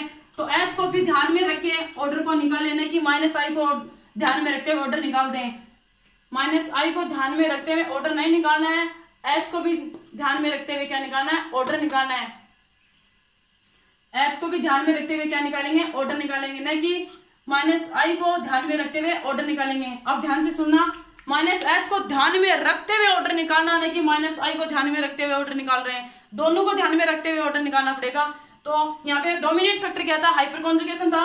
तो ऑर्थो एंड पैरा पोजीशन पे क्या लग रहा है, हाइपर कॉन्जुगेशन लग रहा है, मतलब माइनस एच लग रहा है। तो माइनस एच तो क्या है, इंडक्टिव फैक्ट से क्या है, कम है, मतलब माइनस आई से तो क्या है, कम है, मतलब माइनस एच क्या है, कम है, और माइनस आई क्या है, ज्यादा है। जिसका ओनली सिंगल माइनस आई लगेगा उसका स्टेबिलिटी सबसे ज्यादा होगी। जिसपे सिंगल माइनस एच लगेगा, माइनस आई लगेगा, उसकी स्टेबिलिटी ज्यादा होगी। यहाँ पे तो माइनस एच भी लग रहा है, तो माइनस एच तो क्या होता है, माइनस आई से क्या हो रहा है, कम हो रहा है। यहाँ पे माइनस एच भी लग रहा है, माइनस एच और माइनस आई में ऑर्डर करें, स्टेबिलिटी की बात करूं तो माइनस आई की सबसे ज्यादा होती है, किससे, माइनस एच से। यहाँ पे ऑर्डर अपना सामने लिखा हुआ है, ध्यान से देखो, माइनस आई की सबसे ज्यादा होगी, किससे, माइनस एच से। तो यहाँ पे तो माइनस एच भी लग रहा है और यहाँ पे भी माइनस एच लग रहा है। तो इन दोनों में, इन तीनों में स्टेबिलिटी सबसे ज्यादा किसकी होगी, जिसपे ओनली सिंगल माइनस आई लगा हो, जिसपे कोई माइनस एच नहीं लगा हो, तो अब स्टेबिलिटी होगी मेटा की। इस चीज को आप ब्रेन में रखो। ऐसे ऑर्डर निकाल दो कि माइनस आई तो सबसे कम इसमें है, तो अपन ऑर्डर पैरा फिर मेटा फिर ऑर्थो लिख दें कि माइनस, कि मैम ने तो ये बताया था माइनस आई जिसका कम उसकी स्टेबिलिटी ज्यादा। मैंने ये भी बताया साथ में हाइपर कॉन्जुगेशन को ध्यान में रखते हुए ऑर्डर निकाले। हाइपर कॉन्जुगेशन तो माइनस आई के बाद में है, मतलब माइनस आई की जिस ज्यादा होगी फिर माइनस एच की होगी, माइनस आई की ज्यादा फिर माइनस एच की होगी। तो जिसपे सिंगल माइनस एच आई ला, मेटा पोजिशन पे कोई हाइपर कॉन्जुगेशन नहीं लगता है, मेटा पोजिशन पे कभी भी हाइपर कॉन्जुगेशन नहीं लगता, तो मेटा की सबसे ज्यादा होगी, क्योंकि इसका क्या लग रहा है, ओनली माइनस आई लग रहा है, ओनली माइनस आई लग रहा है, ओनली माइनस आई लग रहा है। अब बात करते हैं इन दोनों में किसकी ज्यादा होगी। ये तो मैंने किसको लिया है, इन दोनों में किसकी ज्यादा होगी तब माइनस आई लिया है। तो पहले वाले क्वेश्चन में भी मैंने ये बताया था, हाइपर कॉन्जुगेशन से इसका ऑर्डर डिसाइड नहीं हो पा रहा था, तब मैंने इंडक्टिव फैक्ट को काम में लिया था कि इन दोनों में किसकी ज्यादा होगी। अब बात करते हैं इन दोनों में, इनमें माइनस आई जिसका कम होगा उसकी सबसे ज्यादा होगी। तो माइनस आई जिसका कम है, पैरा का सबसे कम है, किससे, ऑर्थो से। उम्मीद करती हूँ आप लोगों को ये ऑर्डर समझ में आ गया होगा। अगर नहीं समझ में आया तो एक बार रिवाइज कर रही हूँ, फिर से सुन लेना। अपन यहाँ पे क्या लग रहा है, सिंगल माइनस आई लग रहा है। अपन क्वेश्चन सोच रहे हैं ब्रेन में कि माइनस आई यहाँ पे कम है तो इसकी ऑर्डर सबसे ज्यादा हो जाएगा। ऐसा नहीं होगा, क्योंकि यहाँ पे माइनस एच भी लग रहा है, माइनस एच का तो सबसे कम होता है। यहाँ पे मेटा पे ओनली सिंगल माइनस आई लग रहा है, तो सिंगल माइनस आई वाले का सबसे ज्यादा होगा। यहाँ पे तो माइनस एच से ऑर्डर डिसाइड नहीं हो पा रहा था, तब मैंने माइनस आई लगाया था। यहाँ पे डिस्टेंस सबसे ज्यादा थी तो माइनस सबसे कम हो गया। तो ऑर्थो एंड पैरा में बताया था सबसे ज्यादा किसका होगा और सबसे कम किसका होगा। तो और पैरा का सबसे कम होगा, माइनस आई सबसे कम है तो इसकी स्टेबिलिटी सबसे ज्यादा होगी। माइनस आई जितना कम स्टेबिलिटी उतनी ही ज्यादा, माइनस आई यहाँ सबसे ज्यादा स्टेबिलिटी कम, तो ऑर्थो की स्टेबिलिटी सबसे कम होगी। मैं उम्मीद करती हूँ आप लोगों के एग्जाम्पल समझ में आ गया होगा। इस ऑर्डर को मैं अब तो मिटा सकती हूँ ना, समझ में आ गया होगा आप लोगों के। इसीलिए मैंने ये ऑर्डर सामने रखा है कि आप लोगों के समझ में आ जाए।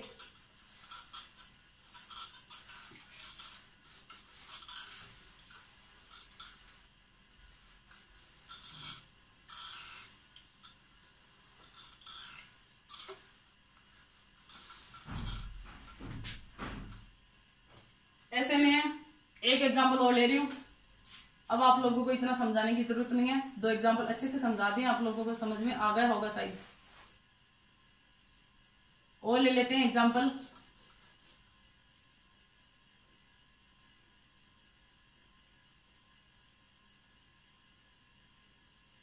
ठीक है, CS2 पॉजिटिव चार्ज, ये अपना क्या है, सिंपल है।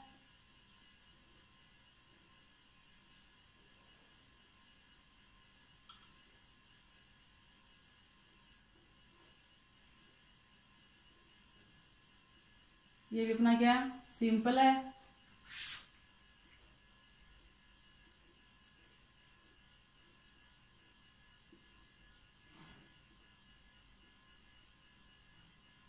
ये भी क्या है, सिंपल। ये सिंपल लिया, इसकी ऑर्थो पोजीशन पे मैंने कोई ग्रुप ऐड किया, CS3 ग्रुप, और इसकी मेटा पोजीशन पे कोई ग्रुप ऐड किया मैंने, वो क्या, वो भी क्या है, CS3।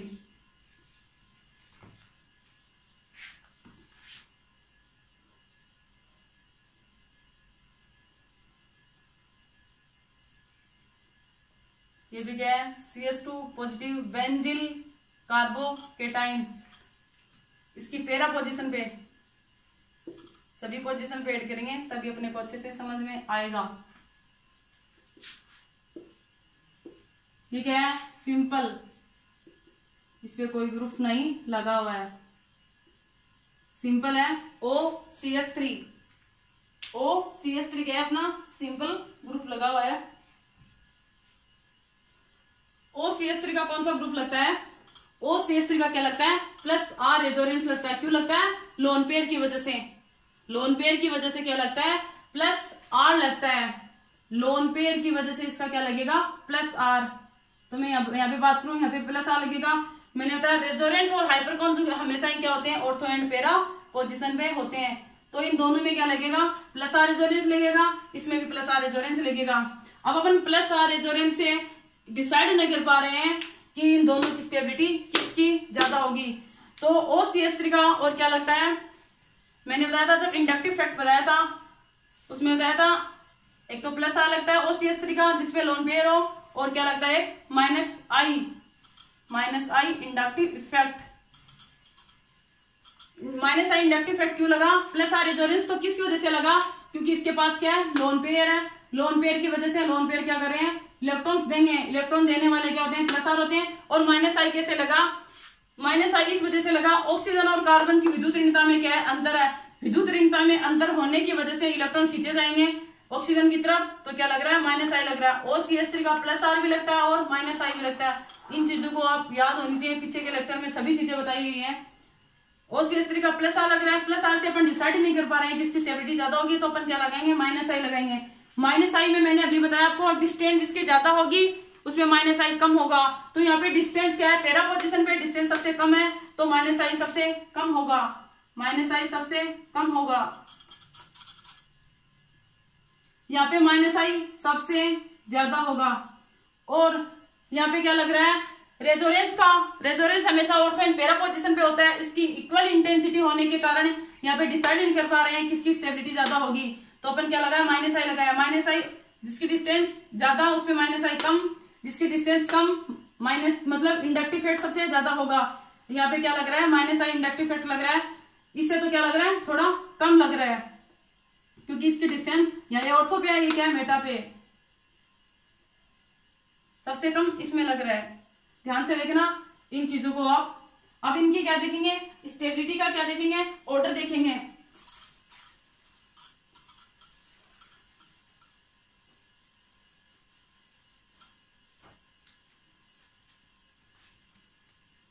स्टेबिलिटी का ऑर्डर देखना, प्लस आर कहां पे ज्यादा लग रहा है, अपना डोमिनेट फैक्टर क्या है, प्लस आर। अपना फर्स्ट ही आ गया, अब की बार तो प्लस आर आ गया। प्लस आर जिसका ज्यादा होगा, प्लस आर बड़ा होगा, प्लस आर बड़ा होगा, उसकी स्टेबिलिटी सबसे ज्यादा होगी। तो प्लस आर बड़ा कहाँ रहा है, इसे डिसाइड नहीं किया, डिसाइड नहीं हो रहा था, तो अपन ने क्या लगाया था, माइनस आई लगाया था। तो माइनस आई जिसका कम उसकी स्टेबिलिटी सबसे ज्यादा। तो मैं बोल दूं पैरा की स्टेबिलिटी क्या होगी, सबसे ज्यादा होगी। पैरा की स्टेबिलिटी क्या होगी, सबसे ज्यादा होगी।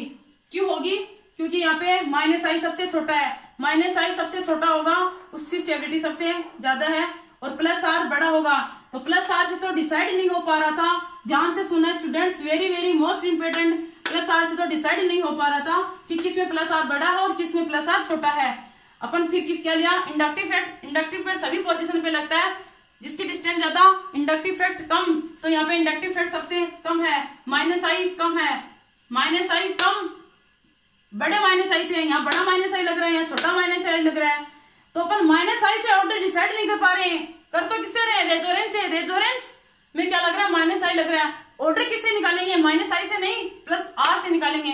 प्लस आर ये बता रहे हैं कि इनमें पैरा पोजीशन पे प्लस आर ज्यादा है, मतलब प्लस आर ज्यादा क्यों है, क्योंकि यहाँ पे माइनस आई क्या लग रहा है, कम लग रहा है। माइनस आई से तो ये डिसाइड कर रहे हैं कि इन दोनों की स्टेबिलिटी किसकी ज्यादा होगी, ऑर्थो की ज्यादा होगी या पैरा की ज्यादा होगी।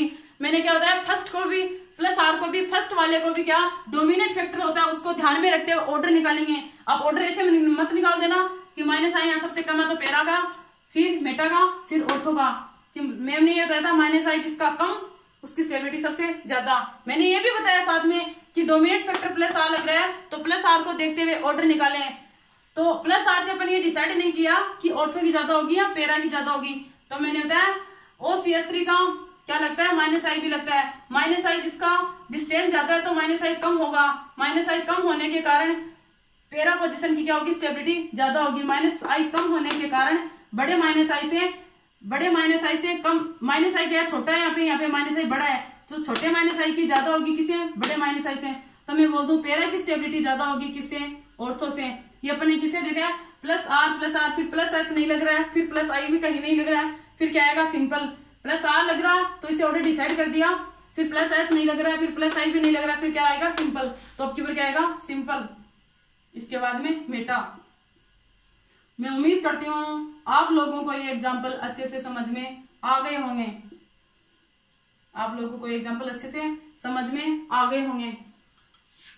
मैं बेंजाइलिक कार्बोकेटाइन के एग्जाम्पल समझाए थे, आप लोगों को अच्छे से समझ में आ गए होंगे। ऐसे ही मैं एक एग्जाम्पल और ले लेती हूँ, यहीं पे चेंज कर देते हैं अपन। जैसे मैंने लिया फ्लोरीन, कोई क्या लिया, मैंने फ्लोरीन लिया। फ्लोरीन हेलोजन क्या करते हैं, असामान्य व्यवहार दर्शाते हैं। असामान्य व्यवहार फ्लोरीन का मैंने बताया था। एबनॉर्मल बिहेवियर ऑफ हेलोजन, ये मैंने आपको बताया था। हेलोजन्स में, हेलोजन्स के एबनॉर्मल बिहेवियर में मैंने आपको बताया था। यहाँ पे क्या लग रहा है, ऑर्थो पोजीशन पे लग रहा है हेलोजन। यहाँ पे मैं बोल दूं मेटा पोजीशन पे लग रहा है। यहाँ पे मैं बोल दूं पैरा पोजीशन पे क्या लग रहा है, हेलोजन लग रहा है। हेलोजन्स का क्या लगता है, मैंने बताया था abnormal behaviour of halogen. Halogens का हमेशा क्या लगता है, चाहे एसिडिक नेचर हो, चाहे बेसिक नेचर हो, चाहे स्टेबिलिटी पूछे, सभी में क्या लगता है, प्लस आर डोमिनेट होता है। किस पे, माइनस आई पे। प्लस आर डोमिनेट होगा, प्लस आर डोमिनेट होगा माइनस आई पे। ये मैंने आपको हेलोजन्स में बताया था। हेलोजन्स में क्या है, फ्लोरीन है। अक्स इज इक्वल टू फ्लोरीन हो तो प्लस आर डोमिनेट होगा किस पे, माइनस आई पे। ये मैंने एबनॉर्मल बिहेवियर ऑफ हेलोजन्स में बताया था। प्लस आर क्या होगा, डोमिनेट होगा किस पे, माइनस आई पे। तो मैं बात करूं, ये अपना क्या है, सिंपल। प्लस आर क्या हो रहा है, डोमिनेट हो रहा है किस पे, माइनस आई पे। तो यहाँ पे भी क्या लग रहा है, प्लस आर लग रहा है। प्लस आर कहाँ का लगता है, ऑर्थो एंड पैरा पोजीशन पे लगता है। यहाँ पे भी ऑर्थो, ये क्या है, पैरा पोजीशन। अब इससे अपन डिसाइड नहीं कर पा रहे हैं, प्लस आर तो डोमिनेट हो गया कि प्लस आर में भी किसका ज्यादा होगा, ऑर्थो का ज्यादा होगा या मेटा का ज्यादा होगा। यहाँ तो 100% कंफर्म है, यहाँ तो माइनस आई ही लगेगा, क्योंकि रेजोनेंस कभी भी मेटा पोजीशन पे नहीं होता है। ऑर्थो एंड पैरा पोजीशन की इंटेंसिटी क्या होती है, इक्वल होती है। इस वजह से अपन डिसाइड नहीं कर पा रहे हैं किसकी स्टेबिलिटी ज्यादा होगी। तो अपन क्या कहाँ मिलेंगे, माइनस आई कहाँ मिलेंगे। माइनस आई मैंने बताया जिसकी डिस्टेंस ज्यादा, माइनस आई कम, तो यहाँ पे माइनस आई क्या होगा, कम होगा। यहाँ पे माइनस आई क्या होगा, सबसे ज्यादा होगा, और इन दोनों के बीच का होगा ये वाला माइनस आई। तो मैंने अभी भी बताया था आपको, रेजोनेंस इंडक्टिव फैक्ट के बेसिस पे अपन ऑर्डर नहीं निकालेंगे, प्लस आर के बेसिस पे ऑर्डर निकालेंगे, क्योंकि प्लस आर डोमिनेट है। यहाँ पे माइनस आई तो बाद की बात है, फिर प्लस एस होगा, फिर प्लस आई, फिर सिंपल, फिर माइनस आई। तो ऑर्डर क्या आएगा, प्लस आर डोमिनेट है किस पे, माइनस आई पे। तो प्लस आर ज्यादा क्या लग रहा है, ये अपन, और इसकी इंटेंसिटी क्या होती है, ऑर्थो एंड पैरा की इंटेंसिटी इक्वल होने के कारण डिसाइड नहीं कर पाया था। तो अपन ने माइनस आई काम में लिया था। तो माइनस आई कम, माइनस आई छोटा वाला माइनस आई की स्टेबिलिटी ज्यादा किससे, बड़े वाले से। तो मैं बात करूं, पैरा की स्टेबिलिटी ज्यादा होती है किससे, ऑर्थो से। फिर किसकी आएगी, प्लस आर से देखा है ये ऑर्डर अपन ने, प्लस आर से देखा है। प्लस आर के बाद में क्या लग रहा है अपना, माइनस आई से पहले क्या लग रहा है, सिंपल लग रहा है। तो किसकी होगी, सिंपल की। फिर किसकी होगी, मेटा की। मैं उम्मीद करती हूँ आप लोगों को बेंजाइलिक कार्बोकेटाइन वाले एग्जाम्पल समझ में आ गए होंगे। अब अपन लेते हैं थर्ड, अपना स्टेबिलिटी क्या थी। इंटरमीडिएट में अपन ने क्या पढ़ा था, फर्स्ट इंटरमीडिएट अपन ने पढ़ा था फ्री रेडिकल। सेकंड इंटरमीडिएट अपन ने क्या पढ़ा था, कार्बोकेटाइन। कार्बोकेटाइन में फर्स्ट अपन ने पढ़ा था रेजोनेंस के आधार पर carbocation, second substituted carbocation, third अपन ने पढ़ा बेंजाइलिक कार्बोकेटाइन। अब अपन इंटरमीडिएट में पढ़ते हैं स्टेबिलिटी ऑफ कार्बेनाइन, कार्बेनाइन की स्टेबिलिटी।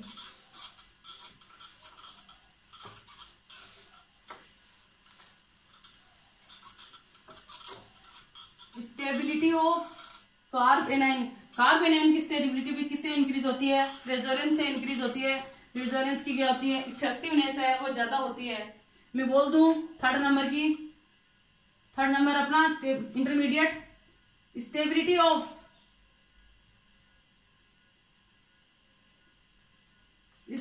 Of carb A9.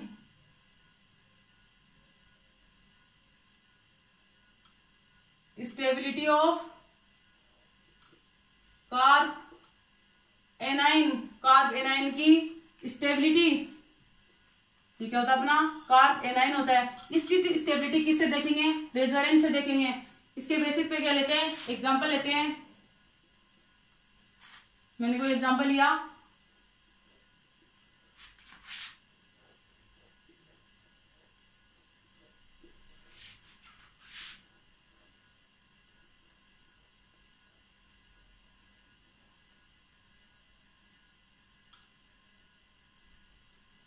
मैंने 3 एग्जांपल लिए हैं, फर्स्ट, सेकंड एंड थर्ड। यहाँ पे क्या हो रहा है? वन रिंग में नेगेटिव चार्ज के पास क्या होती है? इलेक्ट्रॉन्स की क्या होती है? अधिकता होती है। यहाँ पे 1 डबल बॉन्ड्स के कारण क्या आ रहा है? रेजोनेंस आ रहा है। यहाँ पे 1 डबल बॉन्ड्स के कारण रेजोनेंस आ रहा है। और यहाँ पे कितने डबल बॉन्ड्स के कारण आ रहा है? 2 डबल बॉन्ड्स के कारण क्या आ रहा है? रेजोनेंस आ रहा है। ऐसे में यहाँ पे बात करूं, यहाँ पे 3 डबल बॉन्ड्स के कारण क्या आ रहा है? रेजोनेंस आ रहा है। 3 डबल बॉन्ड्स के कारण क्या आ रहा है? रेजोनेंस आ रहा है। तो जिसमें जितना ज्यादा रेजोनेंस होगा, रेजोनेंस की संख्या जितनी ज्यादा होगी, कार्ब एनाइन की स्टेबिलिटी उतनी ही ज्यादा होगी। तो मैं बोल दूं लेफ्ट टू राइट जा रहे हैं तो क्या हो रहा है? रेजोनेंस क्या हो रहा है? इंक्रीज हो रहा है। रेजोनेंस की बात करूं, रेजोनेंस क्या हो रहा है? इंक्रीज हो रहा है। रेजोनेंस इंक्रीज होगा तो कार्ब एनाइन की क्या होगी? स्टेबिलिटी भी क्या होगी? इंक्रीज होगी। तो थर्ड की स्टेबिलिटी क्या हो रही है? सबसे ज्यादा हो रही है। स्टेबिलिटी का ऑर्डर क्या होगा? थर्ड की सबसे ज्यादा होगी, फिर सेकंड की, फिर फर्स्ट की। मैं बोल दूं थर्ड की स्टेबिलिटी सबसे ज्यादा, फिर सेकंड की होगी और फिर किसकी होगी? फर्स्ट की होगी। ये अपना क्या है? कार्ब एनाइन का एग्जाम्पल देखा, इसकी स्टेबिलिटी देखी है। ऐसे मैं सेकंड एग्जाम्पल की बात करूं, कार्ब एनाइन में और एग्जाम्पल लेते हैं। कार्बोकेटाइन फ्री रेडिकल स्टेबिलिटी देखी थी, जैसे अपने कोई एग्जाम्पल देखे थे, वो एग्जाम्पल अगर अपने ब्रेन में है तो कार्ब एनाइन की स्टेबिलिटी इतनी हार्ड नहीं है, उससे रिलेटिव है, उसके समान ही है। मैं एग्जाम्पल की बात करूं, सेकंड वाले एग्जाम्पल की, यहाँ पे क्या क्या मैंने ऐड? PHCS2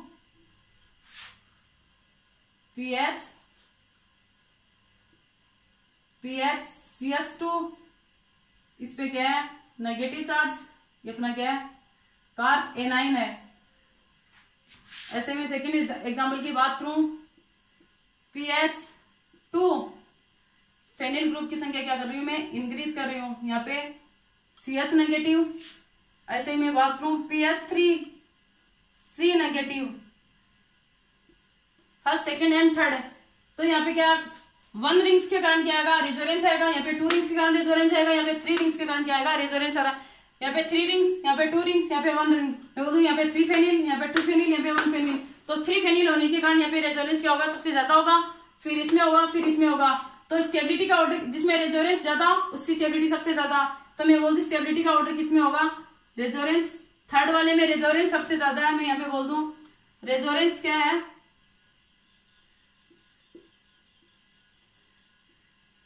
रेजोनेंस सबसे ज्यादा है, तो स्टेबिलिटी भी क्या है? सबसे ज्यादा है। तो थर्ड की स्टेबिलिटी सबसे ज्यादा होगी, किससे? सेकंड एंड फर्स्ट से। ये अपना क्या है? स्टेबिलिटी का ऑर्डर है।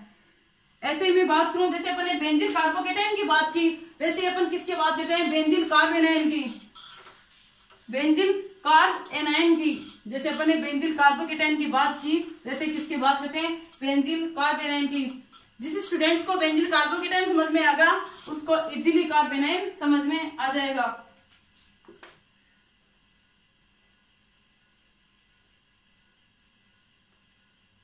क्या लिया मैंने?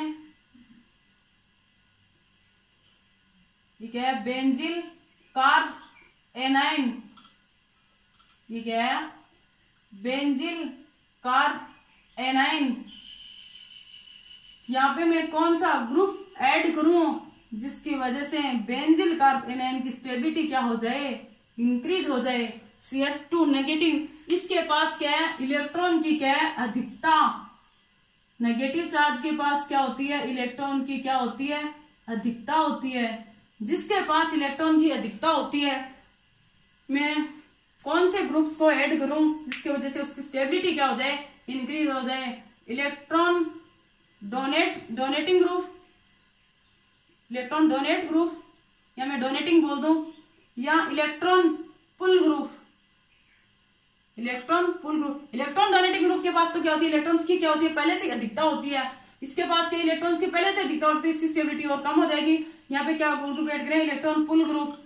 पुल ग्रुप का मीन्स क्या है, जिसके पास इलेक्ट्रॉन की अधिकता होती है, जिसके पास मैं बोल दूं, जिसके पास इलेक्ट्रॉन की अधिकता है उसकी स्टेबिलिटी किससे होगी, जिसके पास इलेक्ट्रॉन्स की कमी होगी। मैं यहाँ पे जितने ज्यादा इलेक्ट्रॉन विड्रॉइंग ग्रुप ऐड करूंगी उस कंपाउंड्स की, मैं बोल दूं बेंजीन कार्ब एनाइन की स्टेबिलिटी उतनी ही ज्यादा होगी। जितने ज्यादा इलेक्ट्रॉन विड्रॉइंग ग्रुप ऐड करेंगे बेंजीन कार्ब एनाइन की स्टेबिलिटी उतनी ही ज्यादा होगी। अब मैं ग्रुप्स की बात करूं, यहाँ पे मैंने कोई ग्रुप जी वाले ग्रुप्स ले रही हूं।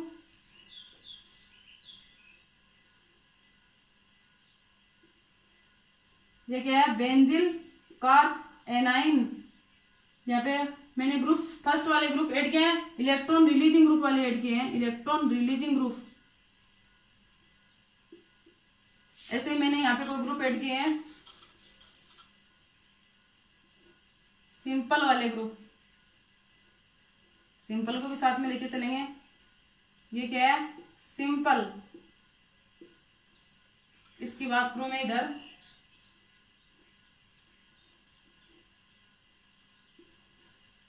ये क्या है, बेंजिल कार्ब एनाइन। जी ग्रुप्स की जगह मैंने क्या है, इलेक्ट्रॉन विड्रॉइंग ग्रुप, जिसके पास क्या हो, इलेक्ट्रॉन्स की कमी हो। बेंजीन कार्ब एनाइन के पास क्या हो रही है, इलेक्ट्रॉन्स की अधिकता हो रही है। तो जिसके पास इलेक्ट्रॉन्स की अधिकता होती है उसके पास कौन से ग्रुप ऐड करें, इलेक्ट्रॉन पुल वाले या इलेक्ट्रॉन डोनेट वाले। तो इलेक्ट्रॉन डोनेट के पास तो इलेक्ट्रॉन्स की क्या होती है, अधिकता होती है। इलेक्ट्रॉन पुल के पास इलेक्ट्रॉन्स की क्या होती है, कमी होती है। तो जितने ज्यादा इलेक्ट्रॉन विड्रॉइंग ग्रुप ऐड करेंगे कार्ब एनाइन की स्टेबिलिटी उतनी ही ज्यादा होगी। तो मैं बोल दूं इसकी स्टेबिलिटी का ऑर्डर क्या आएगा, जिसकी इलेक्ट्रॉन विड्रॉइंग ग्रुप, जितने ज्यादा जी के पास इलेक्ट्रॉन विड्रॉइंग ग्रुप जुड़ेंगे उसकी स्टेबिलिटी उतनी ज्यादा होगी। फिर सिंपल की, फिर इलेक्ट्रॉन रिलीजिंग की। ये क्या अपना सिंपल। तो अपना क्या हो रहा है, कार्बो, जैसे अपने बेंजील कार्बोकेटन पढ़ा था उसके क्या हो रहा है, अपोजिट हो रहा है। तो मैं यहाँ पे बोल दूं इलेक्ट्रॉन जी ग्रुप्स की बात कर रही हूं मैं, जी ग्रुप्स की electron withdrawing group, electron withdrawing group, फिर सिंपल, फिर electron releasing group. Electron withdrawing group जितने ज्यादा उसकी स्टेबिलिटी क्या होगी, उस कार्ब एनाइन की स्टेबिलिटी उतनी ही ज्यादा होगी। तो इसके बेसिस पे कोई एग्जांपल लेते हैं, इसके बेसिस पे कोई एग्जांपल लेते हैं, उन एग्जांपल से समझेंगे कि किसकी स्टेबिलिटी सबसे ज्यादा होगी। मैंने कोई एग्जांपल लिया है,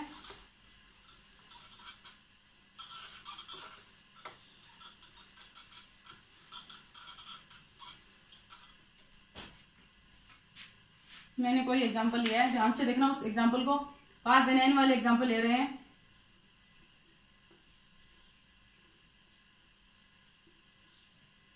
ठीक है, CS2 नेगेटिव, इस पे क्या ऐड किया मैंने, C triple bond and nitrile group add किया है।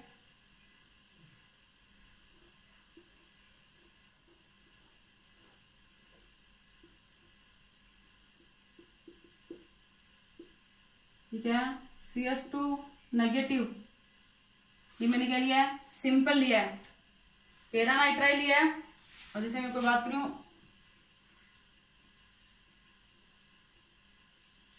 ठीक है, पैरा पे है, तो जैसे अपन ग्रुप्स की बात कर रहे हैं,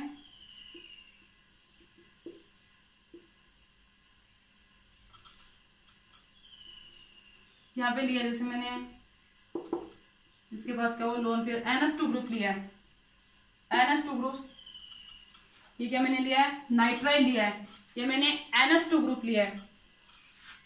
NH2 इसका क्या लगेगा, ये क्या है, इलेक्ट्रॉन रिलीजिंग ग्रुप, ये क्या है, इलेक्ट्रॉन विड्रॉइंग ग्रुप, ये क्या है, इलेक्ट्रॉन रिलीजिंग ग्रुप, ये क्या है, electron withdrawing group. Electron NH2 का क्या लगता है, जिसके पास लोन पेयर हो उसका क्या लगता है, प्लस आर लगता है, प्लस आर लगता है जिसके पास क्या हो, लोन पेयर हो। नाइट्राइल का ये क्या लगता है, माइनस आर लगेगा, नाइट्राइल का क्या लगेगा, माइनस आर लगेगा। जैसे मैंने यहाँ पे बात की थी इलेक्ट्रॉन विड्रॉइंग की, सिंपल की, फिर इलेक्ट्रॉन रिलीजिंग की। पहले इसको इसकी स्टेबिलिटी का ऑर्डर देखते हैं। पहले इलेक्ट्रॉन विड्रॉइंग का मीन्स आर, एच और I. Electron withdrawing minus R simple, फिर इलेक्ट्रॉन रिलीजिंग आर, एच और आई में पहले ऑर्डर देखते हैं। रेजोनेंस, हाइपर कॉन्जुगेशन और इंडक्टिव इफेक्ट में इन तीनों का क्या निकालेंगे, पहले ऑर्डर निकालेंगे। ऑर्डर की बात करूं मैं तो माइनस आर इलेक्ट्रॉन विड्रॉइंग का मीन्स क्या हो गया, जिसके पास इलेक्ट्रॉन्स की कमी हो, नेगेटिव चार्ज वाली स्पीसीज। इलेक्ट्रॉन विड्रॉइंग का मीन्स क्या हो गया, नेगेटिव चार्ज वाली, और इलेक्ट्रॉन रिलीजिंग का मीन्स क्या हो गया, पॉजिटिव चार्ज वाली। तो नेगेटिव चार्ज वाली क्या होती है, माइनस आर, माइनस एच और माइनस आई। फिर क्या लेंगे, सिंपल। ऐसे मैं इसके ऑर्डर को यहाँ पे लिखूं, यहाँ पे लिख रही हूं इसका order, minus R, minus H, minus I, ऐसे ही सिंपल। ऐसे मैं बात करूं, minus I, sorry plus I, plus H और प्लस आर। अपन ने क्या होता है, प्लस आर डोमिनेट होता है, प्लस आर डोमिनेट तो होता है, ये इलेक्ट्रॉन ज्यादा देगा। इलेक्ट्रॉन अगर कार्बन है, इनको इलेक्ट्रॉन ज्यादा देगा तो इसकी स्टेबिलिटी है वो सबसे कम हो जाएगी। जितना ज्यादा इसे इलेक्ट्रॉन खींचेंगे उतनी ज्यादा इसकी स्टेबिलिटी ज्यादा होगी, क्योंकि इसके पास क्या, इलेक्ट्रॉन्स की क्या अधिकता होती है। इलेक्ट्रॉन्स की अधिकता के पास क्या होता है, जिसके पास इलेक्ट्रॉन्स की अधिकता होती है उसे इलेक्ट्रॉन्स लेंगे तो उसकी स्टेबिलिटी क्या होगी, ज्यादा होगी। तो माइनस आर वाले ग्रुप्स जितने ज्यादा जुड़े हुए होंगे उस कंपाउंड्स की, मैं बोल दूं बेंजीन कार्बोनाइन की स्टेबिलिटी उतनी ही ज्यादा होगी। तो जैसे मैंने बड़ा प्लस आर, बड़ा माइनस आई बताया, उसके अकॉर्डिंग ये भी क्या होंगे, इसका ऑर्डर मैं यहाँ पे लिख दूं, माइनस आर जितने बड़े वाले होंगे, फिर माइनस आर, फिर माइनस एच जितने बड़े, फिर माइनस एच छोटे वाले। जैसे मैंने पीछे वाले में बताया था, जैसे ही माइनस आई बड़े वाले, फिर माइनस आई छोटे वाले, फिर सिंपल। ऐसे ही प्लस आई की बात करूं, प्लस आई छोटे वाले, फिर प्लस आई बड़े वाले। ऐसे में इधर आगे लिख रही हूं इसका ऑर्डर, फिर प्लस एच छोटे वाले, फिर प्लस एच बड़े वाले। ऐसे ही प्लस आर छोटे वाले और फिर प्लस आर बड़े वाले। जैसे मैंने पीछे कार्बोकेटाइन में बताया था, बेंजीन कार्बोकेटाइन में बताया था, वैसे इसमें बता रही हूँ। तो इसका मेन ऑर्डर तो क्या है, ये है। इसमें छोटे बड़े की बात की है मैंने। जैसे पीछे वाले में, पीछे वाले के जस्ट अपोजिट है, पीछे वाले के जस्ट अपोजिट है, रिवर्स है। ये बात मैंने पहले बोल दी थी, पीछे वाले के जस्ट अपोजिट है। तो ये होगा प्लस आर बड़ा होगा या प्लस आई बड़ा होगा या माइनस आर बड़ा होगा या माइनस आई होगा, ये मैंने यहाँ पे बता दिया है। पीछे वाले के जस्ट रिवर्स है। पीछे वाला समझ में आ गया तो ये वाला अच्छे से समझ में आ जाएगा। ये अपना क्या है, सिंपल है। ये अपना क्या है, सिंपल है। मैंने क्या बताया था, NH2 के ऊपर क्या है, लोन पेयर है। NH2 के ऊपर क्या है, लोन पेयर है। मैंने बताया था असंतृप्त हाइड्रोकार्बन, ये क्या है, संतृप्त हाइड्रोकार्बन है। जी ग्रुप जुड़ा हो, लोन पेयर हो, उसका क्या लगता है, हमेशा ही प्लस आर लगता है। तो यहाँ पे इसका क्या लग रहा है, प्लस आर लग रहा है, प्लस आर रेजोनेंस लग रहा है। यहाँ पे इसका नाइट्राइल का क्या लगता है, हमेशा ही माइनस आई लगता है। नाइट्राइल का क्या लगता है, माइनस आई। इसका माइनस आर भी नाइट्राइल का क्या लगता है, माइनस आई भी लगता है और माइनस आर भी लगता है। नाइट्राइल का माइनस आई और माइनस आर। माइनस आई का मीन्स क्या हो गया, माइनस आई लगे चाहे माइनस आर लगे, होगा तो इससे ही ज्यादा, मतलब इलेक्ट्रॉन विड्रॉइंग ग्रुप है। माइनस आई का मीन्स क्या होगा, इलेक्ट्रॉन विड्रॉइंग ग्रुप है। तो इलेक्ट्रॉन विड्रॉइंग ग्रुप जितने ज्यादा होंगे उस कंपाउंड्स की स्टेबिलिटी क्या होगी, उतनी ही ज्यादा होगी। तो इलेक्ट्रॉन विड्रॉइंग वाले की सबसे ज्यादा, फिर सिंपल की, फिर इलेक्ट्रॉन रिलीजिंग की सबसे कम होगी। किसी कंपाउंड में प्लस आर बड़ा छोटा जाए तो ये स्टेबिलिटी का ऑर्डर देख लेना, इससे अपने क्वेश्चन क्या हो जाएंगे, सॉल्व हो जाएंगे। ये मैंने आपको एग्जांपल बता दिया है। एक है stability of carb A9. Stability of carb A9 में मैंने आपको क्वेश्चन बता दिए हैं सारे।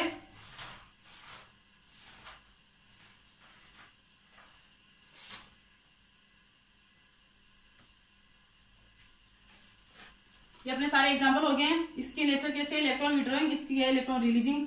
यहाँ पे लिख भी सकते हो आप नोट में, इसकी नेचर कैसी है, इलेक्ट्रॉन विड्रॉइंग, और इसकी नेचर कैसी है, इलेक्ट्रॉन रिलीजिंग। तो इलेक्ट्रॉन विड्रॉइंग वाले की सबसे ज्यादा होगी।